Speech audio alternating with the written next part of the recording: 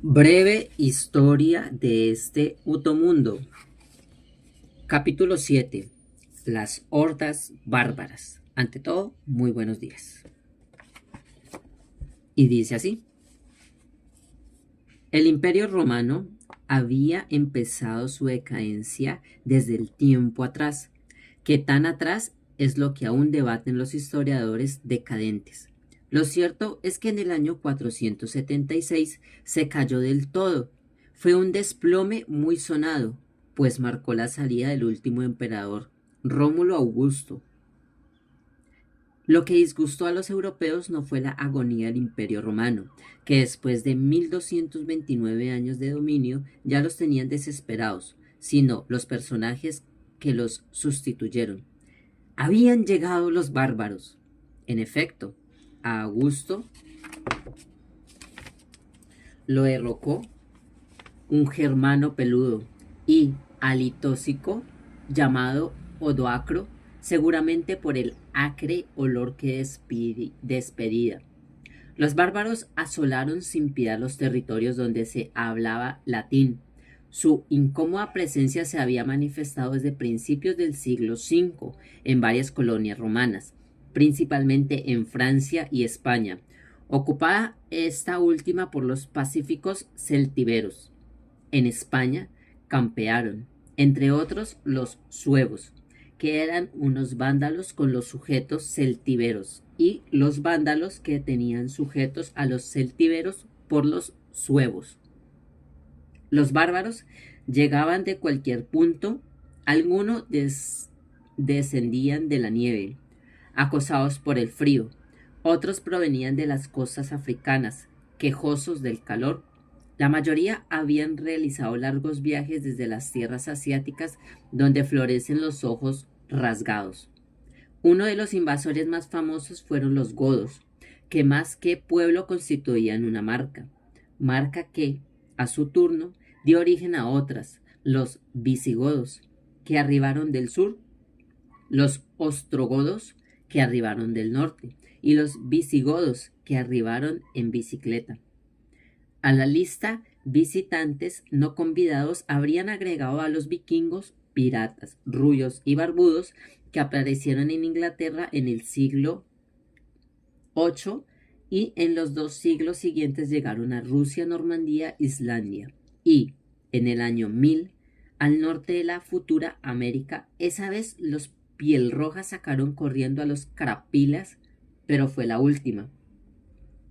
Con Roma sepultada bajo el peso de su propia corrupción e indolencia y ante la ausencia de un centro de poder que la reemplazara, las hordas bárbaras aprovecharon su hora y convirtieron a la naciente Europa al mismo tiempo en un festín y en un botín entre los simpáticos personajes que ocuparon el lugar donde antes vivieron: Sócrates, Pericles, Alejandro Magno y Julio César. No puede dejar de mencionar a Alarico I y Atila. Alarico, ¡qué bárbaro! Ocupemos de Alarico I, aunque en realidad fue el segundo rey visigodo, nacido el 370 y fallecido en el 410. Para los italianos de la época, Alarico era un bárbaro atribilario y salvaje. Hoy sería un pulcro ciudadano de la Unión Europea, pues estos extranjeros no venían de la China ni del Congo, sino de países que ahora pertenecen a la comunidad continental. Incluso el brutal Alarico emparentó con la nobleza británica, pues su hija casó con el rey anglosajón James Bond, antepasado del fundador de la Casa Real de Wessex y vinculado a los actuales Windsor. ¿Quién podría imaginar que el tiquismiquis de Carlos de Inglaterra desciende de un sujeto apestoso que comía los dedos, se hurgaba las narices en público, eructaba en los banquetes y arrastraba por los pelos a las señoras que tomaban como botín? De niño, Alarico se bañó en las aguas del Danubio Azul y vio las primeras luces en Tracia, territorio que hoy es parte de Bulgaria, Grecia y Turquía. De mayor, No volvió a bañarse nunca, y las últimas luces que vieron fueron las de Roma saqueada e incendiada por sus hordas. Saco de Roma del que aún se habla con espanto en la ciudad eterna. Fue un sangriento anticipo de la liquidación del milenario imperio. Alarico había citado a Roma en 2 ocasiones anteriores, pero esta vez entró a la urbe y arrasó con ella. En agosto del 410, entre otros tesoros, se llevó a la hija del emperador Honorio, finiquitado, el saqueo. Emprendió camino rumbo al sur, pero a las pocas semanas falleció de muerte natural, cosa bastante curiosa. En Cosenza, un sitio aburridísimo donde hoy se fabrican muebles. Las especialidades de la mesa cosentina son los turdidri, los cudridiadri y los piparedri, fritas acompañados en una botella de Doni dos Edop. Es probable que estos idomitos platos fueran la causa de su lamentable deceso. Atila, todo un caballero. Sí, Alarico mostró hasta dónde puede llegar la safiedad y violencia de los godos. Atila es otra cosa mucho peor. Como aquel que había nacido, Atila a orillas del Danubio a fines del siglo IV, pero comandaba una tribu goda, sino una especie de parranda de pueblos asiáticos que, aburridos de recorrer las etapas y pelear contra chinos y mongoles, asomaron el hocico en el oriente de Europa en el siglo IV. Y cuando mencionó el hocico, no pretendo insultar a los hunos, que bastante vituperados han sido en los últimos 16 siglos, sino señalar que antes de que se viera a los indeseables nómadas en el oriente, surgían las cabezas de sus caballos, pues ha de saber que los hunos no se bajan de estos animales ni para dormir estrictamente. Unos caballeros. Eran jinetes portentosos que llevaron el estribo a Europa y dominaban a la perfección el arco, la flecha, la espada, la soga y el pillaje. El historiador romano Ammiano Marcelino los describe así. Son seres imberbes, como eunucos, musculosos salvajes extraordinariamente resistentes al frío, el hambre y la sed, desfigurados por las prácticas de ceremonias de deformación cránea y circuncisión, desconocen el fuego, la cocina y la vivienda. Salvo el detalle de la circuncisión, cabría aplicar la misma descripción a sus caballos. Para mayor ilustración, Ammiano añade son pequeños y de cara horribles, donde apenas se reconocen rasgos humanos. Más que hombres parecen bestias de 2 patas. Llevan casacas de piel de gato salvaje y zamarros de cuero de cabra. En vez de cocer la carne con que se alimentan, se limitan a calentar manteniéndola entre el lomo del caballo y sus propios muslos. En otras palabras, devoraban carne sudada entre la bestia de 4 patas y la de 2. El jefe de esta aglomeración espeluznante era Atila, conocido como el azote de Dios y el enemigo del jabón. Los graves no se fueron del azote de Dios porque Dios sabe cómo defenderse, sino que también lo era de los pueblos que se atravesaban en su camino. El único consuelo que tenían las pobres gentes era que la aparición de las hordas unas estaban precedidas por ciertos signos. Primero, un intenso olor a gato, cabra y axila. Luego un lejano ruido como de tambores que producían los cascos de 250.000 caballos. Y finalmente el temblor de tierras de su llegada al galope. No hay que extrañarse, pues, de que Atila afirma orgulloso: donde mi caballo pisa no vuelve a crecer el pasto. Y eso que los caballos de los hunos no se limitaban a pisar y pastar, sino que hacían todas las demás cosas que los caballos hacen. El desastre, en fin, era inmenso. Hay que decidir, sin embargo, que Atila tenía algunas cualidades. Odiaba las joyas y el ornato, adoraba a sus numerosas mujeres y se hacía acompañar de forma permanente por un payaso y un enano. No debían de ser muy divertidos los bufones, pues los testigos de la época afirmaban que jamás lo vieron sonreír, como si se tratara de un canciller alemán. El imperio móvil de Atila alcanzó a cubrir buena parte de Europa, desde la Constantinopla hasta Francia y desde el Mar del Norte hasta el Mediterráneo. Los ejércitos hunos atravesaron numerosos ríos, entre ellos el Rin, el Danubio, el Po, el Sena, el Loira, el Arno, sin que, imitando al rico, llegara a bañarse en ninguno. Tampoco su jefe, por supuesto, a quien el historiador Prisco describe como corto de estatura, ancho de pecho y cabeza grande, ojos pequeños, barba entrecata, tez morena y nariz chata. En el año 452, Atila se presentó a Roma presidido de toda suerte de tropelías y pillajes. En numerosas ciudades pretendía casarse con Honoria, hermana del emperador Valentino, y reclamar vastos territorios. Sin embargo, una entrevista con el Papa León, que era un tigre para negociar, lo hizo desistir de sus nefastos planes.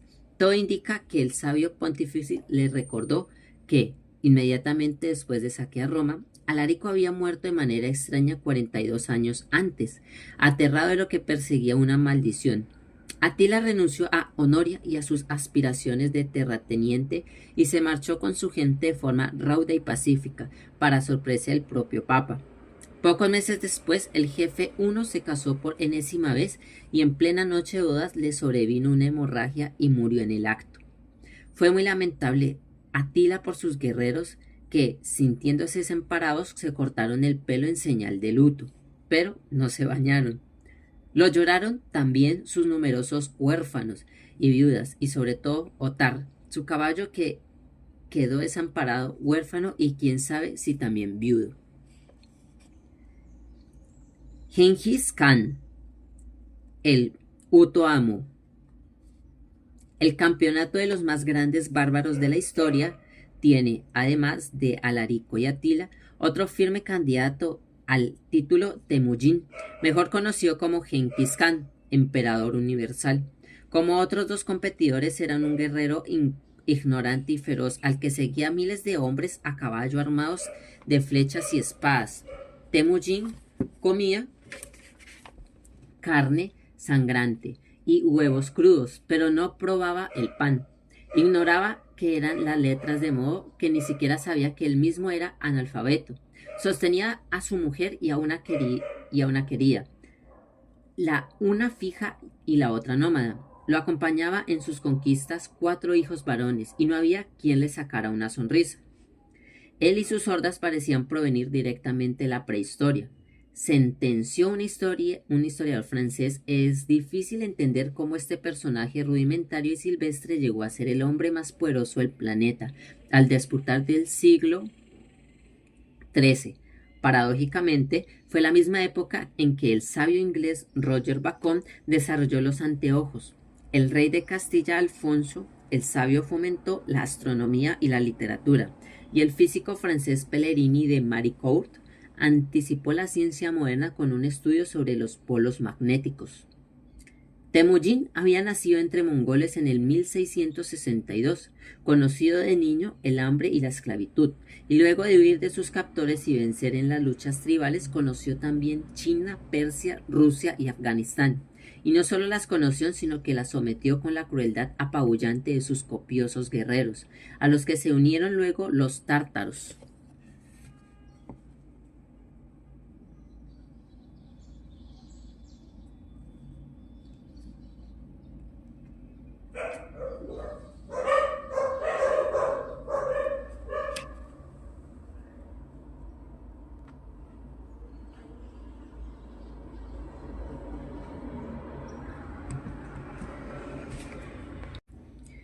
Los tártaros. Estos eran tan primitivos como aquellos, aunque añadían pimienta a la carne cruda. Luego quiso conocer Europa y derrotó a cuantos ejércitos despacharon para atacarlo desde Polonia, Alemania y Hungría. La única nación que repelió sus embates fue Japón, porque era preciso atacarla por mar y todos los bárbaros, como sabemos, le tenían pánico al agua. A los 65 años de edad, finalmente Gengis Khan descansó de tanta correría y tanta conquista, y el mundo descansó de Gengis Khan. Pero quedaban sus hijitos y nietecitos que habían sido educados con los tics de papá. Ogadai, el tercero de sus vástagos, y más tarde Kublai, uno de sus nietos mayores, siguieron los pasos del predecesor y procedieron a conquistar también a Corea, Tíbet, Vietnam, Birmania, Camboya, Armenia y Georgia. Como si fuera poco, lo sucedió también otros conquistadores de los que no usaban desodorante y sacudió a buena parte del Asia en el siglo XIV. Luego su imperio se fue desmoronando por partes y agonizó durante medio milenio desde cuando perdió China en 1368 hasta cuando se desmoronó del todo en Crimea en 1783. Desde entonces Crimea viene dando guerra. Es verdad que poco a poco los mongoles se pulieron y civilizaron levemente, pero algo hice sobre este mundo el hecho de que durante siglos semejantes salvajes hubieran aterrorizado a buena parte del planeta y gobernado numerosos pueblos en calidad de ambos absolutos. En cambio, ahora, bueno, pues ahora las cosas no son muy diferentes, pero al menos los amos comen carne asada y huevos a la benedictina. Algunos incluso se bañan.